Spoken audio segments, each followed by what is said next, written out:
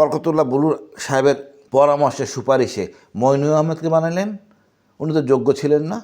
এই লোক মেরুদণ্ডহীন লোক 111 করছেন। তার কর্মকাণ্ডে ফসল হিসেবে আমাদের 57 জন অফিসার মারা গেছে বিডিআরে। কোনো মতে বিএনপি কাছাদারে না আসতে পারে সেইভাবে নির্বাচন করছে 8 সালের। এর ফলশ্রুতিতে আজকে 16টা বছর 17টা বছর কষ্ট করলাম। এখনও তারেক সাহেবের কাছে বরকতুল্লাহ ঘুরতেছে, জানেন না, শিক্ষা হয় নাই।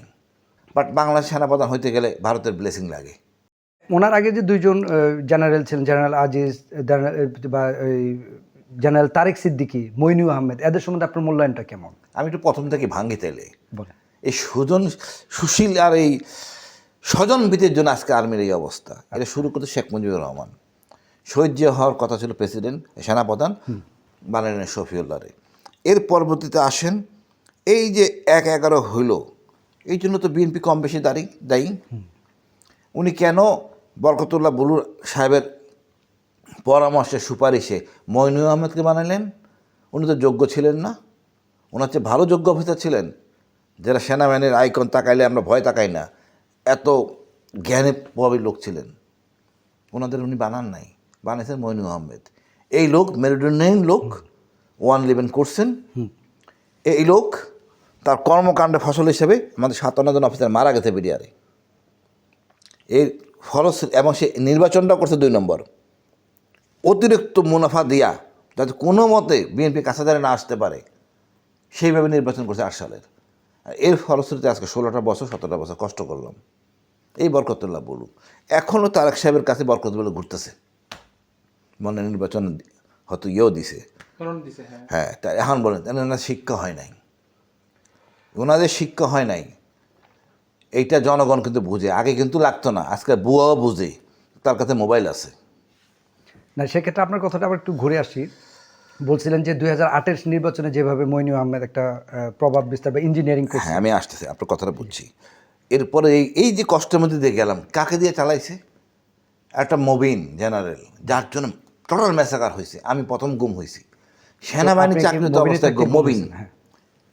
আমি তো না, এই তো আপাসত্তা মামলা অফিসার অন্যায় আচরণ করা হয়েছে, কোনো আইন কানুন মানা হয় নাই। আমি হাজার অপরাধ করি, হত্যা মামলা আসামি হই, আপনি আমাকে গুম করতে পারেন না। এটা হলো মবিন। এরপরে আসলো কে? ইকবাল করিম ভূঁইয়া। উনি চেষ্টা করছেন রিকভারি করার জন্য, অনেক চেষ্টা করছেন, কিন্তু পারেন নাই। এত শক্তিশালী হয়ে গেছে 14 সালের নির্বাচনের পরে, ওই সময়টায় আওয়ামী লীগ রয়ের পক্ষে কাজ করতেছে, উনি পারেন নাই। ওনার মধ্যে কোনো অফিসার ক্যাজুয়ালিটি হয় নাই আমার জানা মতে। বাট উনি চেষ্টা করছেন, পারেন নাই। বাট বাংলাদেশ সেনাপ্রধান হইতে গেলে ভারতের ব্লেসিং লাগে। এই দায় সবার নিতে হবে। এখনই কি সেটা লাগে? এখন তো আর লাগবে না।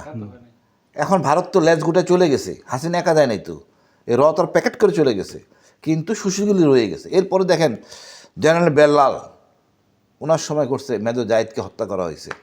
মেজর জাহিদ ভাবিকে 6 বছর জেলে রাখা হয়েছে, 1 বছরের বাচ্চা কোলে সহ। এই বেল্লাল সাহেবের দায়বদ্ধতা নাই, ওনারা জানতে। দুঃখজনক অধ্যায় আমাদের। এই লোকদের জন্য আসলে এই রাজনীতিবিদরা সুবিধা পাইছে ইচ্ছা মতো কাজ করতে। তারপর আপনি দেন যেন আজিজ, তা নিয়ে বলার কিছু নাই, যেন শফিউদ্দিন, বলার কিছু নাই। আচ্ছা ভাই, এমনি ইকবাল করিম ভূঁইয়াকে নিয়ে তো একটা অভিযোগ সম্ভবত আলোচনা হয় না, যেমন বাংলাদেশে প্রথমে উনি ভারত থেকে ঘুরে এসে বলে যে বাংলাদেশের কোনো শত্রু নাই। এটা তো আসলে ভয়ঙ্কর কথা বলছেন না, বাংলাদেশে তো তাহলে দরকার নাই। শত্রু নাই মানে কি? শত্রু থাকতেই হবে। আজকে শত্রু নেই, কালকে শত্রু হবে। উনি বলে থাকলে ভুল বলছেন। এইটা দিয়ে ন্যারেটিভ করা যাবে না তো, তাহলে আর্মি দরকার নাই। না, ওনার কথা ঠিক হয় নাই, ভুল বলছেন। ওই যে ভারত প্রেমিক, এই কথা বলতে হবে, এটা বলবা, বাধ্য হয়ে বলে। মনে প্রাণে এটা বিশ্বাস করে বলে আমি মনে করি না।